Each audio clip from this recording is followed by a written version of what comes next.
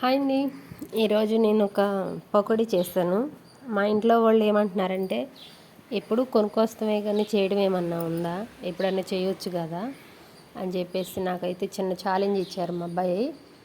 సర్లే అని చెప్పి నేనైతే ఒక పావు కేజీ క్యాబేజీ తీసుకున్నాను. పావు కేజీ క్యాబేజీలో కొంచెం ఏమో కార్న్ఫ్లోర్ అంటే ఒక హాఫ్ కప్ వేసాను. శనగపిండి కూడా ఒక హాఫ్ కప్ వేసాను. ధనియాల అంటే గరం మసాలా అన్నీ, ధనియాల పొడి అన్నీ కలిపి కొంచెం వేసాను.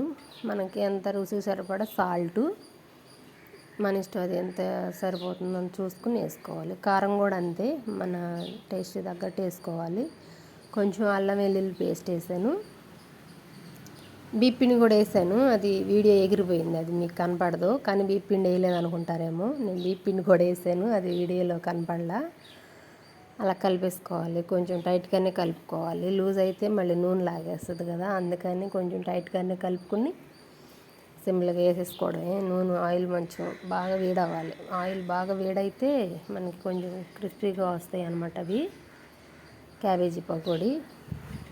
నేనైతే ఈరోజు మా వాళ్ళు నాకు కొంచెం ఛాలెంజ్ ఇచ్చారు. ఎప్పుడు బయట నుంచి కొనుక్కొస్తామే కానీ ఇంట్లో చేయడానికి ఏమైంది, చేయొచ్చు కదా అన్నారు. అందుకనే చెప్పి ఈరోజు నేను చేస్తున్నాను. బాగానే కుదిరినాయండి చేసినందుకు. క్యాబేజీ పకోడీ అంటే సింపుల్ ప్రాసెస్, చేయడానికి కొంచెం బద్ధకం వేసి మానేయడమే కానీ చేసుకోవాలి అనుకుంటే సింపుల్ ప్రాసెస్ అన్నమాట. ఏం కాదు. నేను ఒక పావు కేజీ క్యాబేజీ తీసుకున్నాను. ఫస్ట్ టైం చేస్తున్నాను కదా, చూద్దాం ఎలా అవుతుందో అని. చాలా బాగా అయితే వచ్చింది నాకు. ఛాలెంజ్ అయితే నేను గెలిచాను అనమాట. మా వాళ్ళు పెట్టిన ఛాలెంజ్కి నాకు ఓకే, సక్సెస్ అయ్యాను. క్యాబేజీ పకోడీ వేయటం కూడా కష్టమేం కాదు, కానీ క్రిస్పీగా చాలా బాగా వచ్చినాయి క్యాబేజీ పకోడీ.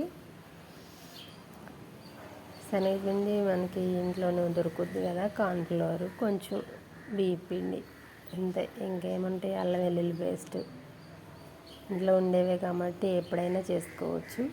చాలా టేస్టీగా కూడా ఉన్నాయి, చాలా క్రిస్పీగా కూడా వచ్చినాయి. ఇంకెందుకు ఆలస్యం, మీరు కూడా ఒకసారి ట్రై చేయండి. నాకైతే చాలా బాగున్నాయి. మా వాళ్ళు ఇచ్చిన ఛాలెంజ్కి అయితే నేనైతే గెలిచాను. Okay, thank you.